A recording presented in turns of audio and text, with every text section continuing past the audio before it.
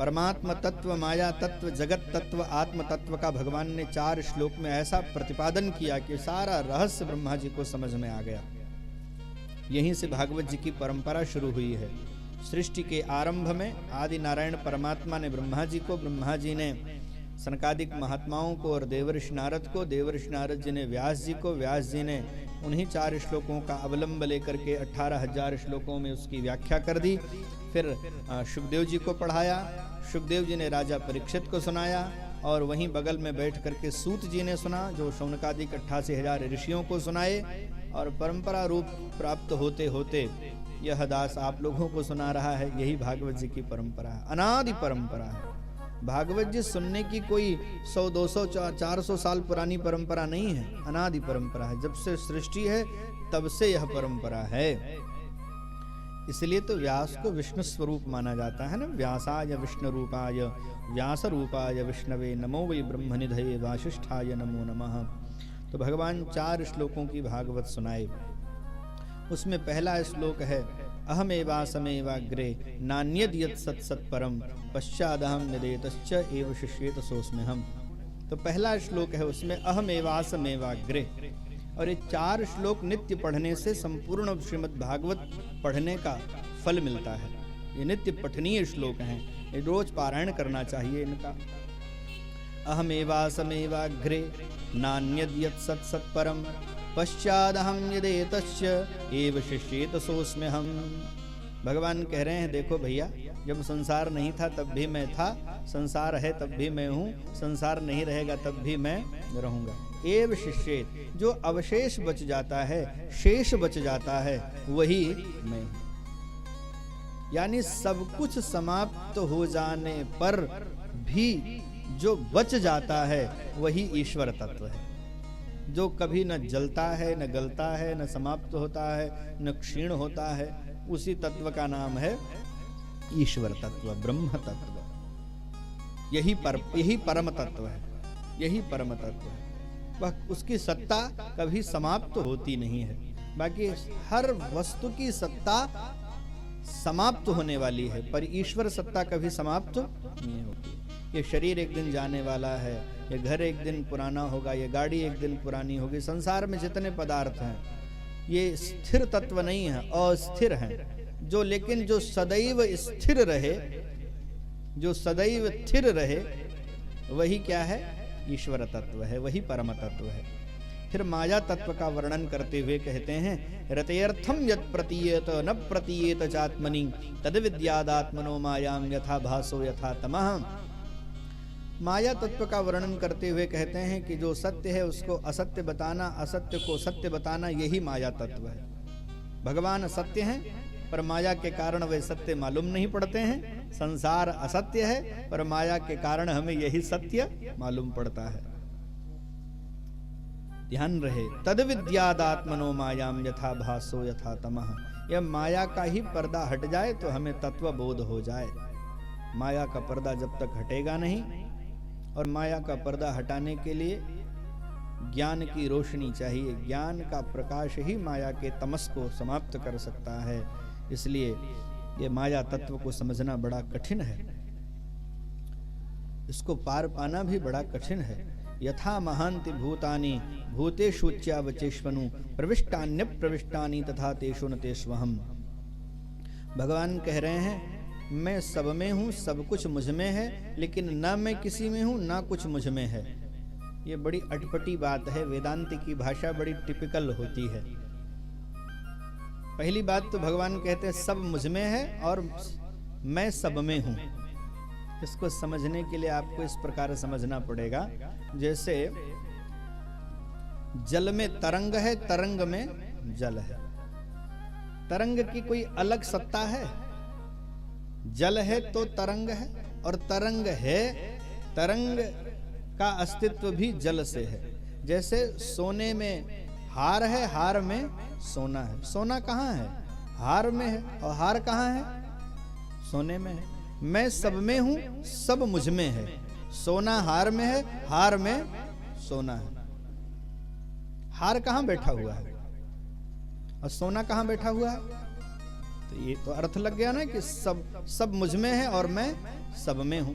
लेकिन अगले क्षण भगवान बदल जाते हैं। भगवान कहते हैं न मुझ में कुछ है न मैं किसी में हूं। ये बात बड़ी समझ से परे हो जाती है।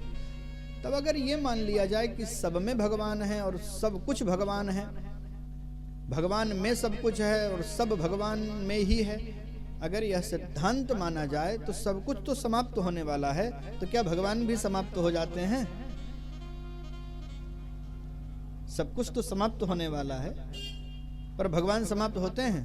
नहीं होते हैं। तो तभी इसका अर्थ बोध होगा कि भगवान होते हुए भी नहीं है, होते हुए भी नहीं है। जैसे सोने में हार है पर हार होते हुए भी नहीं है। क्यों? क्योंकि हार गलाया जा सकता है लेकिन सोना नहीं गलाया जा सकता है। हार समाप्त किया जा सकता है पर सोना समाप्त नहीं किया जाता। डिजाइन नहीं पसंद आ रही है तो भट्टी में डाल दो, सोना गल जाएगा, आकृति गल जाएगी, सोना रह जाएगा कि नहीं रह जाएगा। उसी प्रकार से संसार तो समाप्त हो जाता है पर भगवान समाप्त नहीं है, होते हैं। हार था भी और नहीं भी था, हार रहता भी है और नहीं भी रहता है। पर स्वर्ण तत्व पहले भी था जब हार नहीं था, स्वर्ण तत्व तब भी था जब हार था, स्वर्ण तत्व तब भी है जब हार नहीं है। समझ गए कि नहीं समझ गए? अरे भाई बोलिए, समझ रहे हैं कि नहीं समझ रहे हैं? नहीं समझ रहे हैं तो भी बढ़िया बात है, पर समझने का प्रयास नहीं कर रहे हैं तो घटिया बात है। समझने का प्रयास करिए, सीधी सी बात है। पर जब समझ में आ जाए तो सीधी सी बात है। पहले हमें भी नहीं समझ में आता था, ये बातें समझ में नहीं आती थी। फिर धीरे धीरे धीरे धीरे धीरे धीरे बातें चित्त में उतरने लगी। बुद्धि तक तो उतरी है पर व्यवहार में अभी भी बात आती नहीं है। अगर व्यवहार में आ जाएगी तो फिर मैं बोलना बंद हो जाएगा उस दिन मेरा, मैं उस दिन मौन ले लूंगा। वस्तुतः सत्य है, ब्रह्म तत्व का दर्शन हो जाने पर, भगवान को जान लेने के बाद फिर कुछ बोलना शेष रह जाएगा? वस्तुतः जो कह रहा है कि ऐसा है उसने देखा ही नहीं, जो देख रहा है वो कह ही नहीं सकता है, वो तो अनंत है। फिर तो यही जगत तत्व है। प्रविष्टान्य प्रविष्टानि तथा तेषु न तेष्वहम, मैं तेषु पर न तेष्वहम, मैं उसमें हूं भी और नहीं भी हूं। हार है भी और नहीं भी है, लेकिन सोना था, है और रहेगा। यही जगत तत्व है, इसका बोध हमेशा होना चाहिए। अब आत्म तत्व की व्याख्या करते हुए कहते हैं, एतावदेव जिज्ञास्यम तत्व जिज्ञासुनात्मनः अनवय व्यतिरेकाभ्याम यत् स्यात् सर्वत्र सर्वदा। अब और आप विचार पूर्वक सुनेंगे तो आपको बात समझ में आ जाएगी। जो अब तक नहीं समझ में आया इस श्लोक से समझ में आ जाएगा। एतावदेव जिज्ञास्यम तत्व जिज्ञासुनात्मनः अनवय व्यतिरेकाभ्याम यत् स्यात् सर्वत्र सर्वदा। बहुत ध्यान पूर्वक श्रवण करिए। आप लोग कहेंगे कहाँ महाराज जी, है भी नहीं भी है, हूं भी नहीं भी हूं, कहाँ पड़ गए आप इसके चक्कर में? बोर हो रहे होंगे ना शब्दों का, ये क्या करें, बिना सुनाए भी नहीं आनंद आता है। कभी कभी मन होता है मेरा भी कि जाने तो कोई रसमय प्रसंग की ओर चलें, लेकिन बात सत्य है कि ठीक है मीठा अच्छा लगता है, लेकिन करेला भी तो जरूरी है। जरूरी है कि नहीं जरूरी है? अब सीधे तो नहीं खिला सकते आपको, इसलिए मैं उसको भरुआ बना के दे रहा हूँ आपको। बहुत मेहनत कर रहा हूँ, अपने जान में तो बहुत बढ़िया बना रहा हूँ। अब आप लोगों को स्वाद नहीं आ रहा हो बात अलग है, लेकिन फिर भी करेला है, यह बात तो सत्य है। मैं कितनी भी ताकत लगा दूं पर करेले में तो मृदुता नहीं भर सकता हूं। उसका जो काशाय है, जो उसका स्वभाव है, वह तो नहीं बदल सकता हूं। इसलिए विषय ऐसे हैं जिसको सुनना पड़ेगा। भगवान कहते हैं मैंने ही संसार को बनाया है, मैं ही संसार बना हूं। अब और बिल्कुल बात समझ में आ जाएगी। एक शब्द, दो शब्द याद रखिए तो आपको बात समझ में आएगी। ये समझने के लिए दो शब्द आप समझिए। एक होता है निमित्त और एक होता है उपादान। क्या होता है? निमित्त और, दोनों शब्द याद रहेंगे आपको, निमित्त और उपादान। जो भी संसार में चीजें बनती हैं उसमें दो कारण होते हैं, एक निमित्त होता है और एक उपादान होता है। निमित्त हमेशा अलग होता है, उपादान हमेशा अलग होता है। निमित्त अलग है, उपादान, निमित्त और उपादान दोनों एक व्यक्ति नहीं हो सकता है, हमेशा अलग अलग होगा।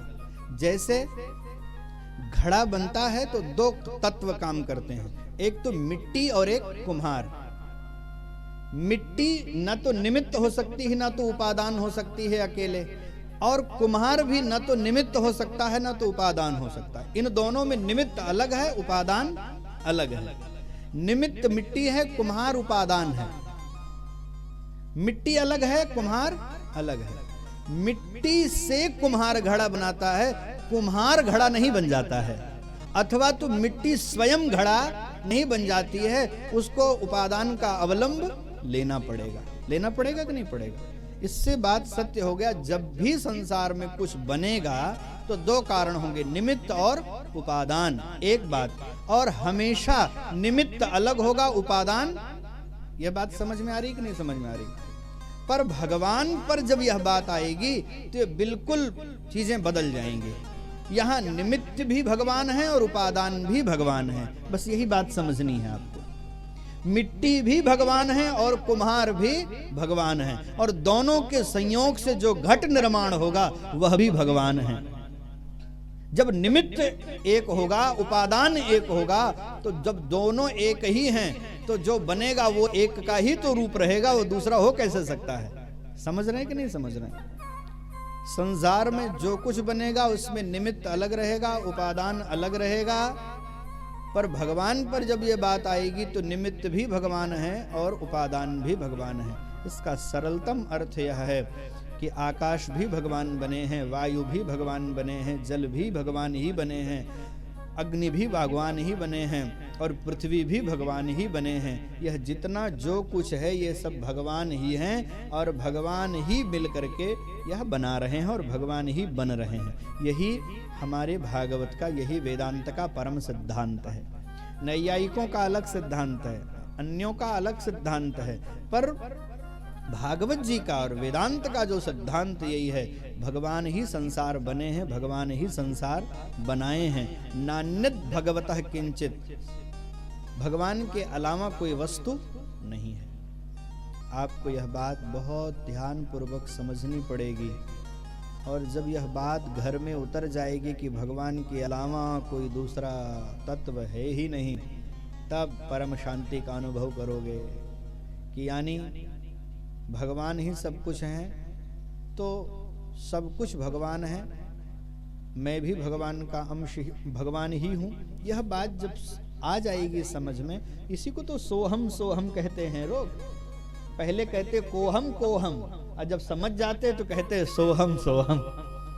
कोहम से हमारी यात्रा शुरू होती है और सोहम पे जाकर के विसर्जित होती है। पहले प्रश्न करिए मैं कौन हूँ, तब इन कथाओं को सुनिए। इन कथाओं से पता चलेगा कि कोहम का उत्तर है सोहम, मैं वही हूँ जिसने इस संसार को बनाया है, मैं उसी का अभिन्न अंश हूँ। तो भगवान अभिन्न निमित्तोपादान, अभिन्न निमित्तोपादान कारण है। निमित्त और उपादान में अभिन्न जो है वह भगवान ही है। भगवान के अलावा तो कोई अभिन्न निमित्तोपादान कारण हो ही नहीं सकता है। कितना भी कोई सिर पटक ले, पर एक मिलता जुलता, तर्क की कसौटी पर भले यह बात उतरेगी नहीं, पर मिलता जुलता उदाहरण है।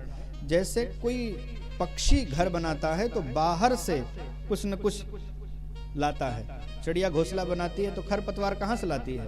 बाहर से लाती है।